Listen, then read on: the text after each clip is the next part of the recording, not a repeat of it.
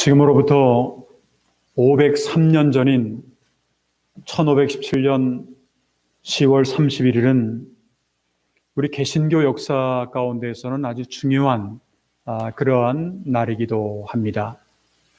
여러분들이 잘 아시는 것처럼 마틴 루터라고 하는 중세의 신부가 비텐베르크라고 하는 그 대학에 성당이 있는데 그 성당의 게시판에 문에다가 이 당시의 로마 가톨릭의 문제점들, 잘못된 점들 이런 것들을 95개 조항, 95개의 조항으로 그렇게 나누어서 게시함으로 이 종교개혁, 어떻게 보면 신앙의 개혁이라고도 할 수 있는 그 개혁을 시작한 날이기 때문에 그렇습니다. 우리 사진 한번 보여주시기 바랍니다. 이게 이제 비텐베르크 대학의 성당입니다. 성당이고 아마도 중간에 오른쪽 밑에 보게 되면 조금만 문이 보이는데 그 다음 사진, 이 사진이 이제 지금 상징적으로 옛날에는 이렇게 쓰질 않았고 아마도 이렇게 그냥 글씨에다가 자필해가지고 한 95개 조항을 그냥 게시판에다 기록한 것이 지금은 동문으로 그렇게 돼가지고 통으로 이렇게 완전히 라틴어로 쓰여져서 지금은 이게 하나의 상징적인 그러한 그래서 이 비텐베르크를 방문하는 사람들은 거의 대부분 이것을 보지 않으면 안 될 정도로 많은 사람들이 방문을 하는 그러한 사진입니다. 이 당시 로마 가톨릭 교회는 여러분들이 역사를 통해서 아시겠습니다만 1000년 이상의 권력 그리고 부를 가지고 있으면서 어떻게 보면 권력이 있고 돈이 있고 이렇게 하다 보면 사람은 누구를 막론하고 타락할 수밖에 없는 아니면 세속화될 수밖에 없는 그런 경향이 있는데 그런 상황 가운데서 좀 세속화되어 버렸던 여기에 대항해서 중세 로마 가톨릭 교회에 대해서 항거를 하면서 종교개혁을 부르짖었던 그러한 목소리와 운동은요, 이 마틴 루터만 여기서부터 시작한 것은 사실은 아닙니다. 그 이전에도 100년 전, 200년 전에도 그러한 운동들은 얼마든지 있었는데 그 가운데 한 사람을 제가 소개를 한다고 한다면 바로 자기네 나라 말로 설교한다라고 하는 것, 그리고 옛날에는 이제 이중배산이라고 하는 것이 있어서 성찬식을 할 때 빵은 나눠주는데 포도주는 나눠주지 않았어요. 여기에 대해서 이게 다 양쪽 다 줘야 된다 하는 그런 주장을 했던 이종배산이라고 하는 그런 표현을 쓰게 되는데 이런 거를 주장하는 등 그리고 면죄부라고 하는 거 이거 좀 잘못된 게 아니냐 이렇게 해가지고 당시에 로마 가톨릭이 했던 여러 가지 정책에 대해서 좀 반대하다가 결국은 1415년 7월 6일에 화형을 당했던 사람이 있습니다. 그 사람이 누구냐면 보헤미아라고 하는, 지금은 이제 이걸 체코라고 합니다. 여러분 체코라고 하는 지역 아시죠? 체코의 신학자였던 양 후스라고 하는 사람이 있습니다.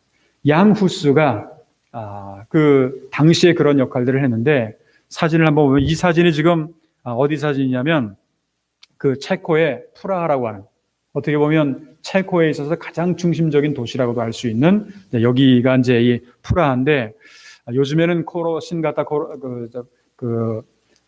코로나 때문에 많은 사람들이 참여 여행을 못하지만 저희가 그때 당시에 갔을 때만 하더라도 1년에 1억 명 이상의 관광객이 오는 지역이라고 할 정도로 관광객이 많이 모였습니다. 옛날에는 여러분들이 아시다시피 체코라고 하는 게 공산주의였기 때문에 여기를 들어가기가 쉽지 않았습니다. 그런데 그것이 풀리고 나서 여기는 뭐 정말 세계 많은 사람들이 찾아오는 그런 장소이기도 했는데 근데 여기에 제일 가운데 보면 저게 뭐나 보이죠?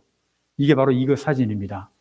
이게 여러분들이 이게 이제 하나의 기념비인데 어느 나라를 가든 예를 들면 한국을 가게 되면 한국의 광화문, 서울의 한복판의 광화문에 가장 역사적으로 영웅이 항상 그 동상이 있습니다. 한국 같은 경우에는 누가 있냐면 이순신 장군의 동상이 있고 아마 2009년인가요?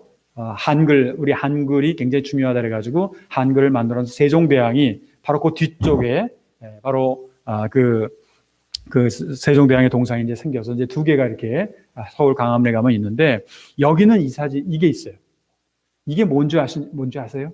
혹시 이게 뭐냐면 양후스가 순교당하는 장면입니다. 근데 여기서 보면 양후스만 순교당하는 게 아니라 여러 사람들이 함께 순교당하는 장면이에요. 여기에 이게 그 프라하의 한복판에 이게 있습니다. 다른 나라들은 다 가면은 영웅들이 있는데 여기 체코에 가면 이 프라하의 수도에 가장 중심에 뭐가 있냐면 순교자의 상이 있다라는 겁니다. 아마도 이때 여기 이제 물론 이제 그 양후스가 이제 화형을 당하는 그런 장면이 있지만 그 외에도 여러 사람들이 많이 순교를 당하는데 이 가운데는 임산부들도 있고 신앙 때문에 순교를 할 수밖에 없는 나중 얘기지만 한 27명 정도가 여기서 순교를 당하게 되는 그러한 그 내용이 나옵니다. 그런데 이 양후스라고 하는 사람이 지금 서 있는 사람이 양후스거든요. 이 사람이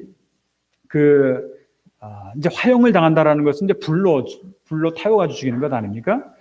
화형을 당하면서 죽어가면서 이런 말을 했어요. 자기를 죽이는 수많은 사람들에게 당신들은 지금 작은 거위 한 마리를 죽이고 있다. 거위라고 하는 것은 이제 후스의 이름이 거위의 의미가 있습니다. 작은 한 마리를 죽이고 있다. 그러나 100년 후에는 한 마리의 큰 백조가 나타날 것이고 그때에는 당신들이 그 백조를 죽일 수도 없을 것이다. 그런데 그 백조가 누구냐면 마틴 루터가 사실은 백조입니다. 루터의 이름이 백조의 의미가 있습니다. 그러니까 100년 전에, 그러니까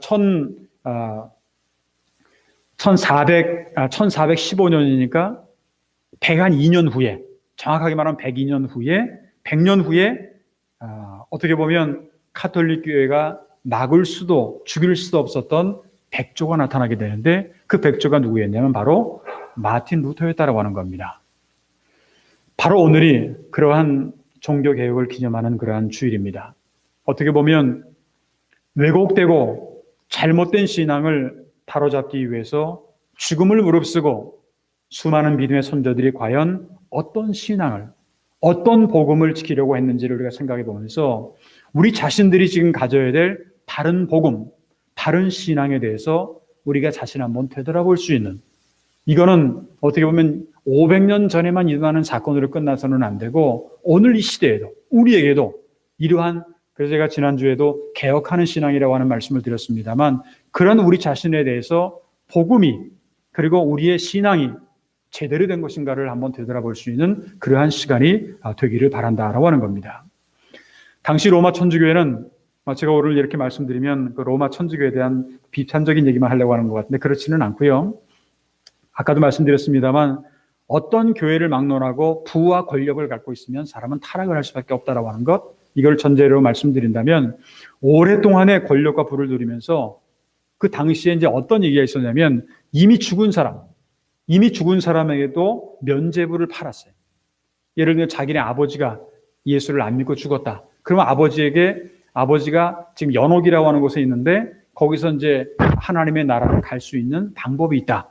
그게 면죄부를 사면 된다. 한 어떤 그런 식으로 해가지고 그런 그 면죄부를 팔면서도 어떻게 보면 종교 지도자들이, 교회 지도자들이 이것이 잘못된 것이라고 하는 것을 몰랐습니다. 지금도 수많은 사람들이 이탈리아를 방문할 때마다 찾게 되는 바티칸의 베드로 성당이라고 하는 것을 여러분들이 잘 아실 겁니다. 어떻게 보면 역사적으로 볼 때는 그것을 짓기 위해서 면죄부를 판매했다라고 하는 그런 말도 있습니다. 그러면서 수많은 성직자들과 수도사들은 왜 그것이 문제가 되고 잘못되어 있는지를 깨닫지 못했다라고 하는 겁니다. 그때 과감하게 이건 아니지 않습니까? 이건 정말 다르지 않습니까? 라고 그렇게 외친 사람이 바로 종교개혁자 마틴 루터였습니다. 루터의 그러한 외침은 1000년 이상 흘러온 거대한 권력에 비하면 아주 개미소리처럼 작은 그러한 소리처럼 들렸을지 모르지만 이미 타락한 교회의 잘못을 지적을 하고 중세의 영적인 암흑 시대를 바꾸는 데에 결정적인 역할을 하게 되는 아주 작은 소리였지만 그것이 이 역사를 바꾸게 되는 그러한 놀라운 사건이 되게 되었다고 하는 겁니다. 루터가 그렇게 거대한 교회 세력에 대해서 개혁을 요구했던 것은요, 로마 교황청과 어떤 교회들이 지금까지 감추고 발견하지 못했던 중요한 진리를 발견했기 때문에 그렇습니다. 바른 복음이 뭐냐? 바른 신앙이 뭐냐? 하는 것을, 그 진리를 발견한 루터는 지금까지는 어떻게 보면 교회가 이렇게 한번 해라, 따라가지 않으면 안 된다 하는 그러한 교회의 권위에서 억압되었던 신앙의 양심의 자극을 받게 되었다라고 하는 겁니다. 진리를 위해서 목숨을 걸고서라도 진리를 밝혀내기를 거부할 수 없었던, 어쩌면 루터가 발견한 중요한 진리는 어느 시대이고 우리의 신앙인들이 늘 발견해야 되고 깨달아야 될 바른 신앙, 바른 복음이며, 세상 속에서 교회의 권위를 이뤄가고 있는 그러한 오늘의 이 시대, 교회와 우리의 신앙인들이 회복해야 될 그러한 복음의 내용이기도 합니다. 오늘 우리가 함께 읽은 성경 말씀, 여러분들이 잘 아시는 말씀입니다. 믿음의 조상, 그리고 바른 신앙의 모델이라고 하는 아브라함의 믿음에 대한 이야기입니다. 그래서 오늘은 이 종교개혁 503주년 기념주의를 맞이하면서 루터를 비롯해서 당시의 종교개혁자들이 깨달았던 진리, 그들이 재발견했던 바른 신앙의 내용이 무엇인지에 대해서 함께 생각을 해보면서 오늘은 복음의 재발견이라고 하는 그런 제목으로 말씀을 드리도록 하겠습니다. 그러면 믿음의 조상이라고 하는 그런 아브라함의 신앙을 통해서 우리가 정말로 발견해야 될 그러한 복음의 진수, 복음은 도대체 어떠한 것인가 하는 것인데, 오늘 성경 말씀을 근거로 해서 몇 가지로 말씀을 드린다고 한다면, 먼저 첫 번째로는 우리 인간의 창조주이신 하나님, 다시 말하면 그 창조주이신 그 하나님이 지금도 우리에게 베풀어 주시는 은혜에 대한 복음의 재발견이라고 하는 겁니다. 은혜라고 하는 말을 우리가 많이 쓰죠. 그걸 우리가 라틴어 말을 할 때는 그라치아라고 하는 말을 씁니다. 솔라 그라치아라면 은혜로만이라고 하는 말을 쓰는데, 오늘 성경 말씀 6절을 보면 아브라함이 하나님을 믿음에 그것을 그에게 의로 정하셨다 함과 같으니라, 그렇게 말씀을 하고 있습니다. 현재 아브라함이 하나님을 믿었다라고 하는 건데, 하나님이 도대체 뭐를 믿었는가 하는 것을 잘 생각해 보게 되면, 항상 하나님은 은혜와 사랑을 베풀어 주시는 분이다. 나는 죄를 짓고, 나는 허물이 있고, 나는 잘못된 길을 가지만 그럼에도 불구하고 항상 우리에게 은혜와 사랑을 베풀어 주시는 하나님을 믿었다라고 하는 뜻입니다. 루터가 조금 전에 말씀드렸던 비텐베르크 대학의 정문에 내걸었던 95개 조항의 반박문이 있습니다. 본래 루터는요, 그거를 모든 사람들에게 다 알게 하기 위해서 하는 그런 것은 아니었고, 일부러 그거를 다 라틴어로 썼습니다. 이 말은 무슨 말이냐? 종교 지도자들과 한번 대화를 해보자. 뭐가 잘못됐는지 한번 대화 한번 해보고 논쟁을 한번 해보자. 그런 얘기에서 이 95개 조항을 달았는데, 그 가운데 95개 조항 가운데 62조항이 뭐가 있냐면 이런 말이 있습니다. 교회의 진정한 보화는 하나님의 영광과 은혜다. 교회에서 진정한 보배는 하나님의 영광과 은혜다라고 하는 그런 말이 있습니다. 루터에 의하면 우리 인간은 하나님의 은혜로 사는 사람들인데, 교회가 지금까지 하나님의 은혜인 그 보화를 버렸다라고 하는 겁니다. 하나님이 늘 우리에게 베풀어 주신 은혜를, 이것을 우리가 버렸다라고 하는 거예요. 가톨릭 교회에서는 여러분들 잘 아시겠습니다만 구원에 있어서 인간의 행함과 어떤 공적을 강조하는 그런 경향이 있습니다. 그러나 종교개혁자들은 오직 은혜만을 강조를 했습니다. 물론 여러분들 이거에 좀 오해를 해서는 안 되는데, 오직 은혜만을 강조한다고 해서 행함은 없어도 되느냐, 이런 것은 이건 결코 아닙니다. 이것은 오해입니다. 물론 그 당시에 그 가톨릭 사람들은 행함은 굉장히 좋았습니다. 그런 것을 생각해 본다면, 그러나 행함은 하지만 믿음은, 이 구체적으로 믿음에 대한 은혜를 강조하지 않았던 그러한 그 경향이 있었는데, 한 예를 든다면 이런 것이 있어요. 마틴 루터는 자기는 도적질한 적도 없고 살인한 죄를 범하지 않았어요. 그런데 그는 수도원에서 늘 죄의 문제를 고민을 합니다. 이 죄의 문제를 어떻게 되느냐, 이 죄의 문제를 어떻게 하면 하나님 앞에 늘 부르짖습니다. 그럼에도 불구하고 이 죄의 문제를 해결할 방법이 없는 거예요. 자기는 특별히 나쁜 짓을 안 했잖아요. 남 있고 도적질한 것도 아니고 사람을 죽인 것도 아니고, 그럼에도 불구하고 내 죄가 고백해야 되는데, 인간은 죄인이기 때문에. 근데 이 문제가 해결할 길이 없어요. 그런데 루터는 마침내 성경을 통해서 이 문제의 답을 찾게 됩니다. 그 성경이 뭐냐? 사도 바울은 로마서 3장 23절부터 24절에 보게 되면 모든 사람이 죄를 범하였음에 하나님의 영광에 이르지 못하더니 그리스도 예수 안에 있는 성령으로 말미암아 하나님의 은혜로 값없이 의롭다 하심을 얻은 자 되었느니라. 그렇게 이 말씀이 기록되어 있죠. 또한 에베소서 1장 7절에서 사도 바울이 이렇게 얘기합니다. 우리는 그리스도 안에서 그의 은혜로 은혜의 풍성함을 따라 그의 피로 말미암아 속량 곧 죄 사함을 받았느니라. 그렇게 고백을 하고 있어요. 사도 바울의 고백이 뭐예요? 하나님의 은혜로 말미암아 내 죄가 용서함을 받았다라고 하는데 그런 고백이죠. 우리가 믿고 있는 기독교 신앙 아니면 기독교의 복음이라고 하는 게 도대체 뭡니까? 한마디로 말하면 은혜입니다. 은혜가 아니면 우리가 이 자리에 설 수도 없어요. 금년도에도 이 코로나로 인해서 팬데믹을 비롯해서 여러 어려운 일들이 많이 있지만 그럼에도 불구하고 우리가 지금 여기에 이 자리에 앉아 있고 우리가 지금 생명을 유지하고 있고 우리가 여기서 존재하고 있다고 하는 것은 이것은 내가 잘나서 내가 잘 바이러스를 피해서 여기 온 게 아니라 하나님의 은혜라고 하는 겁니다. 고린도후서 8장에 보게 되면 하나님이 능히 모든 은혜를 너희에게 넘치게 하시나니 하는 말씀이 있습니다. 다시 말하면 하나님의 은혜가 아니고서는 한순간도 우리는 바로 설 수도 살 수도 없는 그러한 우리의 모습이라고 하는 겁니다.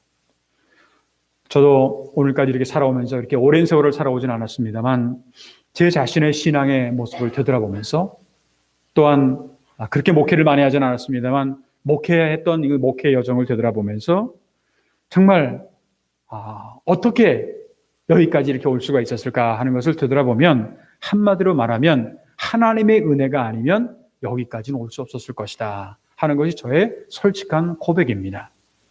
사도 바울도 고린도전서 15장 10절 전반절에 보게 되면 이런 말씀을 합니다.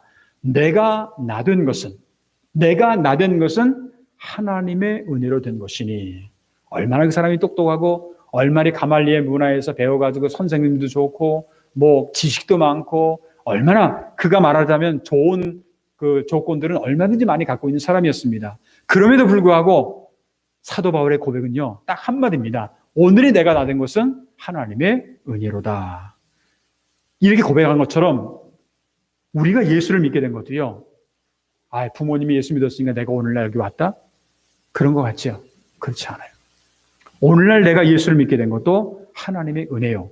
내가 구원을 받게 된 것도 하나님의 은혜라고 하는 겁니다.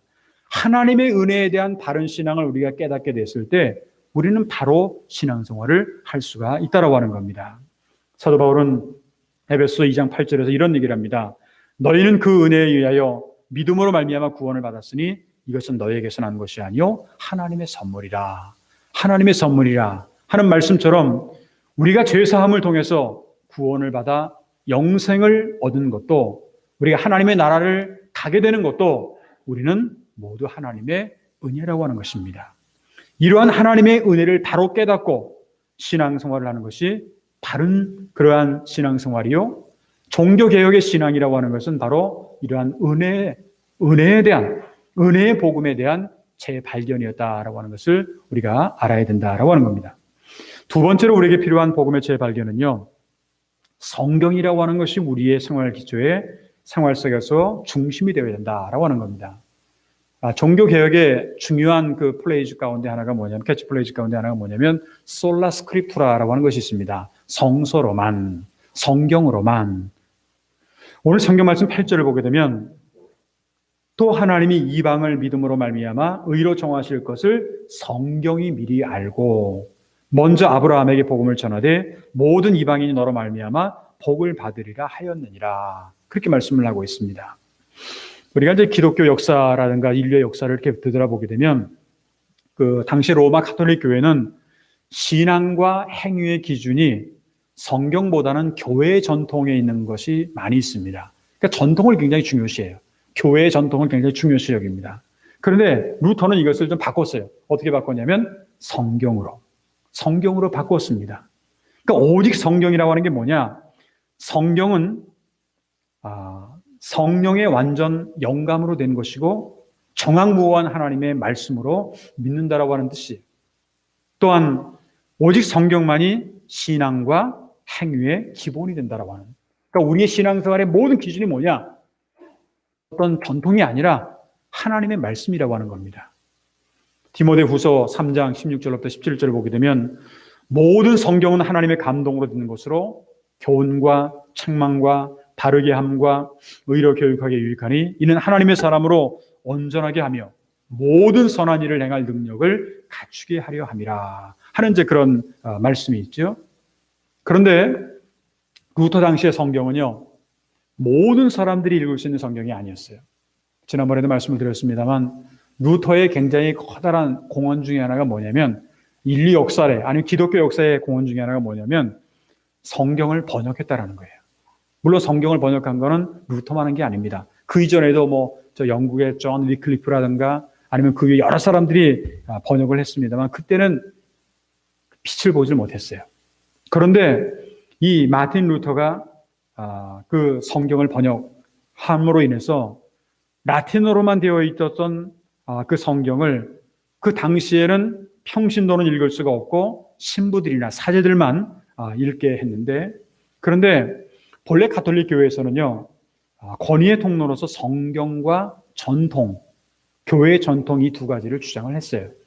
주장을 했는데, 근데 성경의 해석이라고 하는 것도 교회의 전통에 따라서 그 규정이 되기 때문에 결국 교회가 성서보다 우위를 차지하는 그런 경향이 있었습니다. 이에 대해서 이 마틴 루터를 중심으로 한 개신교의 입장은 뭐냐면 권위의 통로를 성경에 두고 있다는 겁니다. 하나님의 말씀에 두고 있다고 하는 겁니다. 다시 말하면 교회는 성서보다 위에 있지 않고 오히려 성서의 모든 것이 기초되어 있어야 된다라고 하는 겁니다. 그래서 마틴 루터가 했던 유명한 말이 있습니다. Back to the Bible이라고 하는 게 있어요. 성경으로 돌아가자. 성경으로 돌아가자. 교황의 권위도, 사실 교황이 옛날에 교황 무호설이라고 하는 것이 있었는데 교황은 사람이지 않습니까? 교황도. 근데 무호가 사람이 잘못이 없다라고 하는 게 말이 안 되잖아요. 그런데 교황 무호설, 그러니까 교황의 권위도 성경의 권위보다는 앞설 수가 없다라고 하는 것, 성경 이외에 그 어떤 사람의 사상이나 문헌도 우리의 신앙의 표준이 될 수가 없다라고 하는 것, 오직 성경만이 우리의 신앙과 우리의 인생의 가장 기준이 되고 표준이 된다라고 하는 것, 이것이 바로 마틴 루터의 성경으로 돌아가야 된다라고 하는 그런 말의 의미인 겁니다.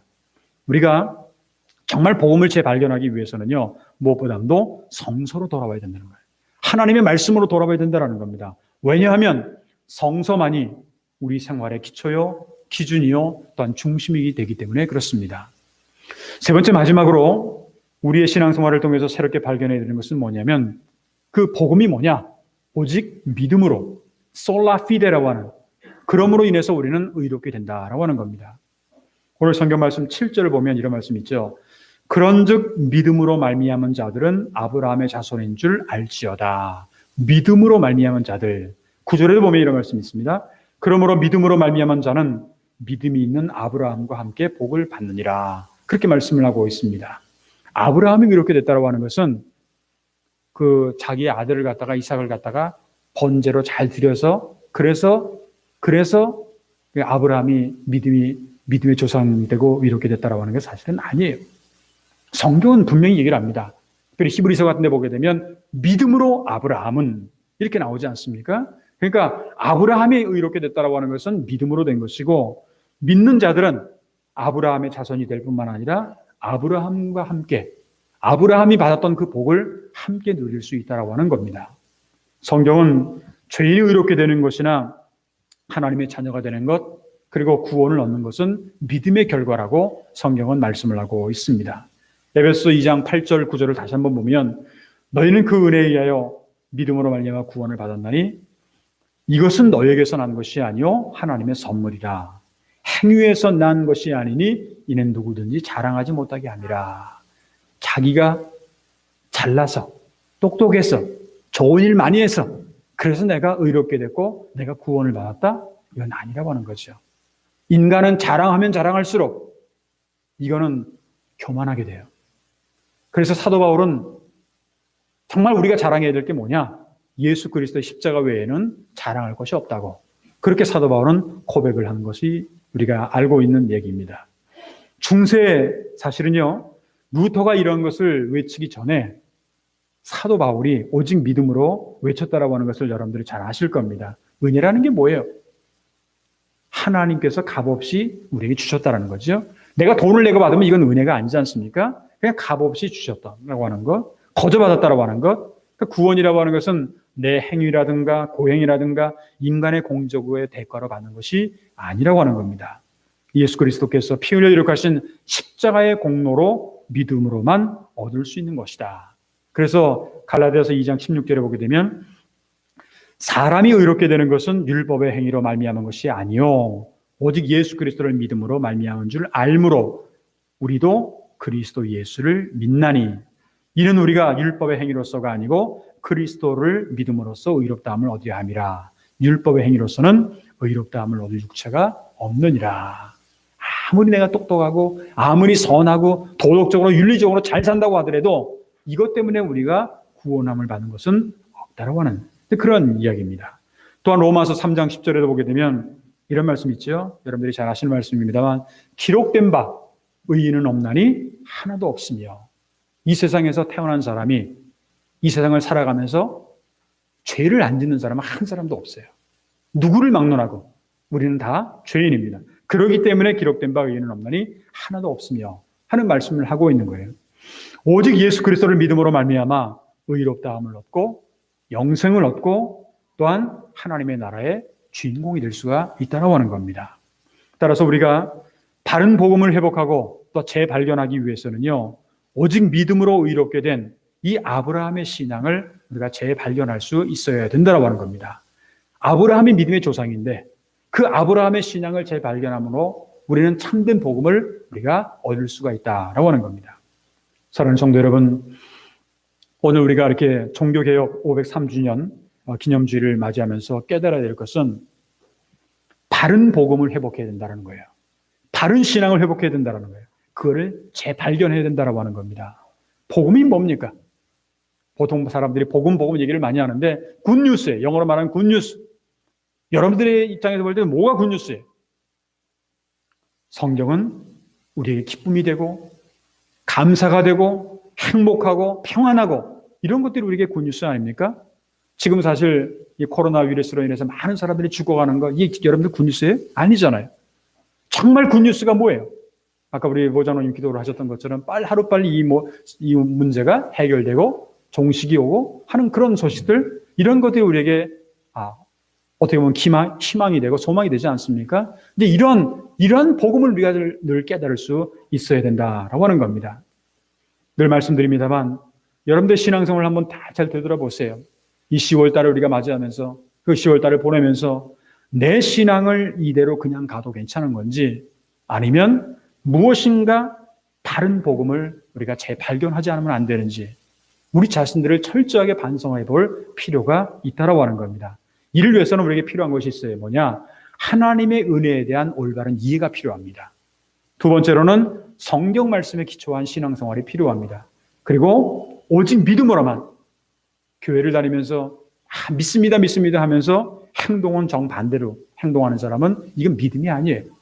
믿음은 우리가 분명히 알아야 되겠지만 동전의 양면과 같이 믿음이 있으면 행함은 반드시 존재한다라고 하는 건 이런 믿음으로 우리가 살아야 되지 그냥 입술만 쥐야쥐하는 그런 나 교회 다닌다 하나님 믿는다 그 생활은 정반대 이게 무슨 믿음입니까?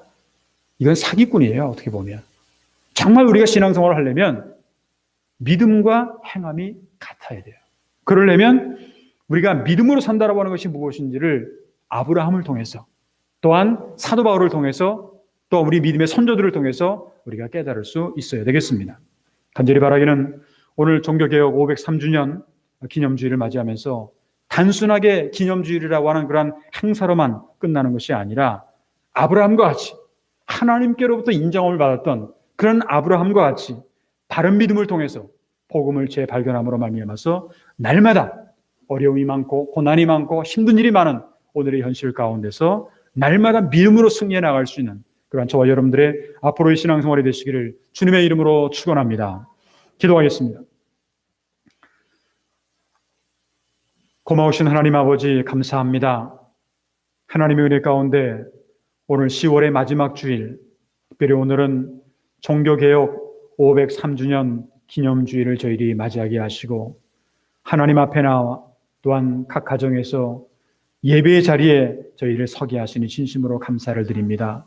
우리가 늘 복음을 믿어왔고 또 복음을 많은 사람들에게 전해왔는데 하나님 정말로 우리가 지금 믿고 있는, 우리가 전하고 있는 이 복음이 바른 것인지에 대해서 다시 한번 스스로 재발견할 수 있도록 인도하여 주시옵고 오늘의 말씀을 통해서 하나님이 늘 우리에게 베푸시는 은혜에 대한 재발견, 그리고 하나님의 말씀인 성경이 우리의 생활의 중심이 되어야 되는 것, 그리고 오직 믿음으로 의롭게 되고 우리가 하나님의 구원을 체험할 수 있게 된다고 하는 사실을 다시 한번 깨달아서 복음의 기초, 복음의 본질을 우리가 깨닫고 이 말씀대로 우리가 살아갈 수 있도록 주여 인도하여 주시옵소서. 액세서리만, 껍데기만 살아있는 신앙의 모습이 아니라 우리의 진실이, 우리의 내용이, 우리가 걸어가는 모든 발걸음들이 하나님 보시기에 진실되고 아름다운 열매를 맺을 수 있는 그런 저희들의 참신앙, 개혁하는 신앙이 될 수 있도록 주여 인도하여 주시기를 간절히 원하고 기도하옵나이다. 코로나19로 인해서 정말 또한 유럽을 중심으로 해서 재확산되는 그러한 여러 가지 환경 가운데서 근심과 걱정과 염려들이 많이 있습니다. 하나님, 정말 우리가 어떻게 하면 좋습니까? 우리가 할 수 있는 것, 눈에 보이지 않는 이 바이러스 문제를 우리가 어떻게 해결할 수 있겠습니까? 하나님, 천지찬 만물을 창조하신 하나님께서 우리 인간에게 지혜를 허락하여 주셔서 하루빨리 이 문제가 종식이 올 수 있도록 하나님의 능력으로 저희들 함께하여 주시옵시고 사람을 통해서 역사하신 하나님께서 우리 모든 일을 위해서 수고하는 수많은 과학자들에게 하나님 지혜를 허락하여 주셔서 이 문제가 해결될 수 있는, 그 하루빨리 왁진이 발견될 수 있는, 그래서 많은 사람들이 자유스럽게 살아갈 수 있는 그런 날이 올 수 있도록 하나님께서 저희들과 함께 하시고 인도하여 주시옵소서. 결실의 계절 가을을 맞이합니다. 하나님, 저희들 여러 가지 어려운 환경들이 많이 있지만 그럼에도 불구하고 영적으로 육적으로 우리가 풍성한 열매를 맺을 수 있도록 주여 인도하여 주시옵소서. 성도들 가운데 영육간의 즐거로 동다하는 성도들 있습니다. 병원에 입원해 있거나 수술을 마쳤거나 여러 가지 환경 가운데 있는 성도들 있습니다. 고통이 있습니다. 어려움이 있습니다. 아픔이 있습니다. 상처가 있습니다. 이러한 모든 분들 하나님께서 기억하여 주시옵시고 주님의 치유의 손길, 회복의 은총이 저희들 가운데 날마다 넘쳐날 수 있도록 주여 인도하여 주시옵소서. 오늘 2부 예배 참석한 성도들뿐만 아니라 또한 온라인 예배를 통해서 예배를 드리는 모든 분들을 하나님께서 기억하여 주시옵시고 하나님의 그 놀라운 능력이, 치유의 손길이 저희들 가운데 날마다 넘쳐날 수 있도록 인도하여 주시옵소서. 우리 교회뿐만 아니라 또한 우리 이 오사카에 있는 교회, 일본에 있는 교회들뿐만 아니라 전 세계에 있는 교회들 하나님께서 기억하여 주시옵시고 우리의 교회들이 회개하며 참복음을 찾고 나아가게 될 때 하나님께서 우리에게 주시는 놀라운 은혜가 넘쳐나게 하여 주시오며 새로운 미래의 소망을 발견할 수 있는 교회가 될 수 있도록, 우리 크리스찬들이 될 수 있도록 주님께서 인도할 줄 믿사오고 앞으로 일주일 동안의 모든 삶도 주님 앞에 의탁하오며 모든 말씀을 우리 주님 예수 그리스도의 이름으로